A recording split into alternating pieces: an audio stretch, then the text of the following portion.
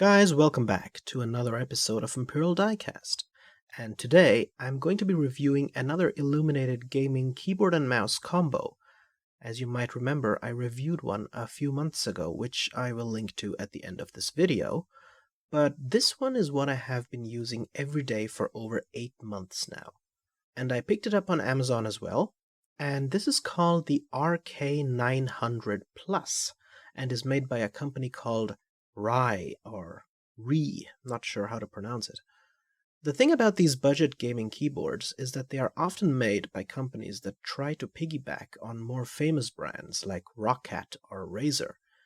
But you can get these, and I wouldn't call them knockoffs, but more budget-oriented products for a third or fourth of the price, with no real downsides other than maybe the print quality rubbing off a bit faster than on the more high-end keyboards.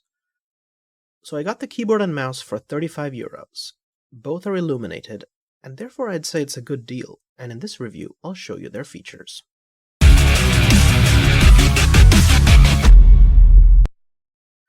Now if you're searching for an illuminated keyboard, one of the things that you should be aware of when looking is whether the keyboard is lit in a monocolor or whether it has RGB lighting. Because some keyboards out there are backlit in like only one color, and if they're slightly expensive, they usually give you a key with which you can then cycle through the colors. So the advantage of that kind of setup is you can choose your favorite color or keep cycling through, one for every day of the week or something. But the downside is the entire keyboard is always only ever going to be in just one color. Maybe it's easier on the eye, I don't know.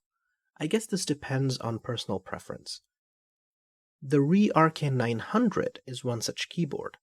It doesn't have multimedia buttons like this RK900 Plus does.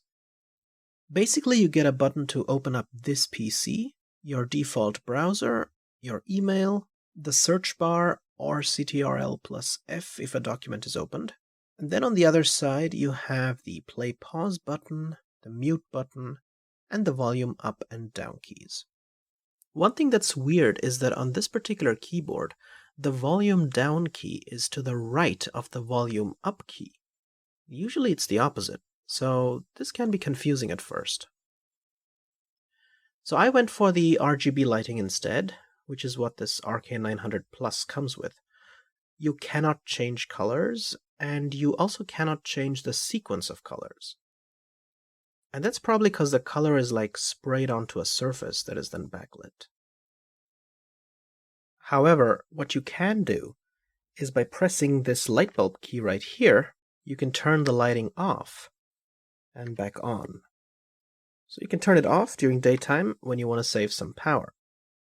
Although keep in mind that these backlit keyboards have transparent letters, so they are less visible during daytime when there is no lighting than non-lit keyboards where the letters are in white print, which is why I wouldn't say turning off the light is a good idea even during the day, unless you're in a brightly lit office or something.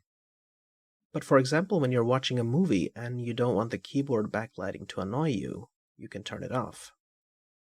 Another thing you can do is change brightness, and you can do that by holding the FN key and then going page up or page down. There are 3 brightness levels, and then there's off. This keyboard has another function where pressing the FN key and the light key will activate breathing mode, which is kind of interesting at first, but becomes annoying because I feel like the breathing is too fast, so I just leave it on. To turn breathing mode off, you can either press the light bulb key once, so the lighting turns off, and then press it again for the regular lighting to turn on, or you can press the FN and light bulb key. The numlock, caps lock, and scroll lock lights are nicely placed and very visible. Compare that with some other keyboards in this range where they are really small and weak lights that are hard to see from an angle. Regarding ghosting, my old keyboard that I had been using for almost 10 years until several keys broke was the Logitech K740 illuminated keyboard. It had plain white lighting and no RGB, costed €60 back in 2013, and while I loved the flat chiclet style keys on it, Logitech had a ghosting lock built in that if you pressed W and Shift at the same time to make your character sprint forward, and then pressed the spacebar to jump from a forward sprint, the jump wouldn't register. I think Logitech did that on purpose to make gamers buy their even more expensive gaming keyboards. Anyway, this keyboard does not have that problem.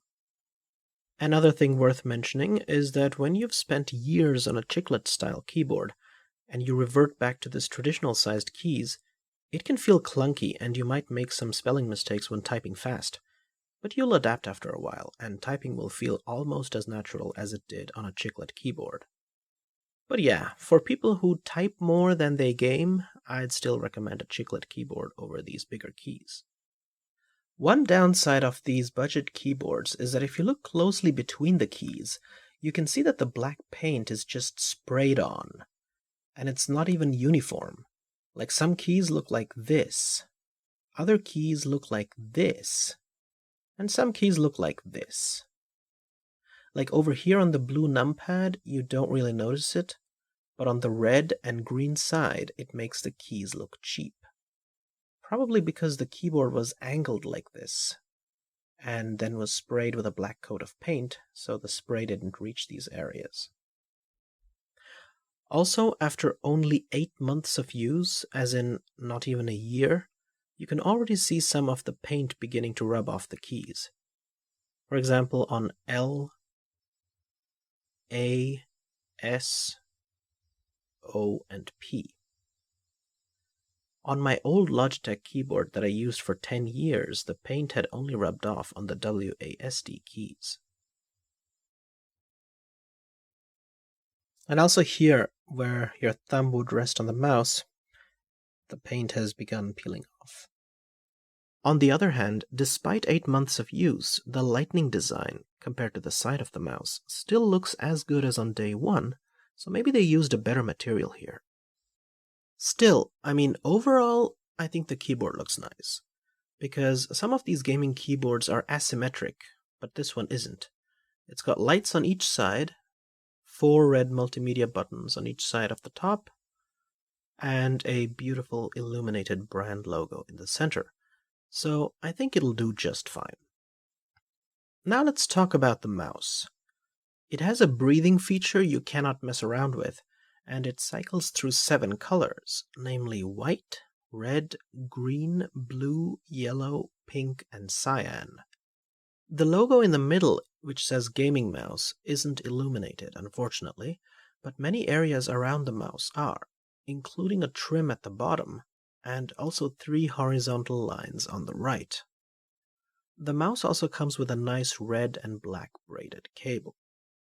Now this is an 8-button mouse, because you've got the left click, right click, middle click, these 2 buttons, the 2 DPI buttons, and then this here.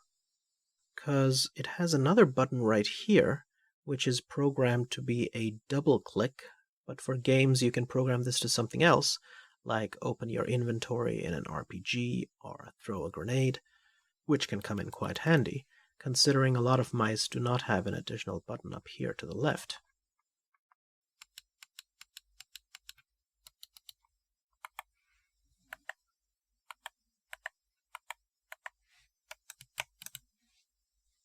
This mouse actually has 2 DPI buttons, to increase and decrease the DPI, which is a small feature worth mentioning because there are other gaming mice out there in this price range, especially from the last keyboard that I reviewed, that only had 1 DPI button, whereby clicking the DPI just keeps increasing it until it cycles back to the lowest DPI setting, and then keeps increasing again. So having 2 buttons allows you to switch back and forth between mouse sensitivities to make sure you're on the one you prefer. The DPI level is kinda disappointing, as this mouse only goes up to 2400 DPI, considering that other cheap mice in this price range have gone up to 3600 DPI. That being said, the mouse does not feel sluggish. What I don't like about this mouse, though, is that it is a bit too flat towards the top edge, so it feels a bit slopey and doesn't curve down as much as most mice do. So it's not ideal for people who have a claw grip on their mouse and prefer the top part to be more rounded so they can grip it rather than have their fingers rest on it. And now for the typing test.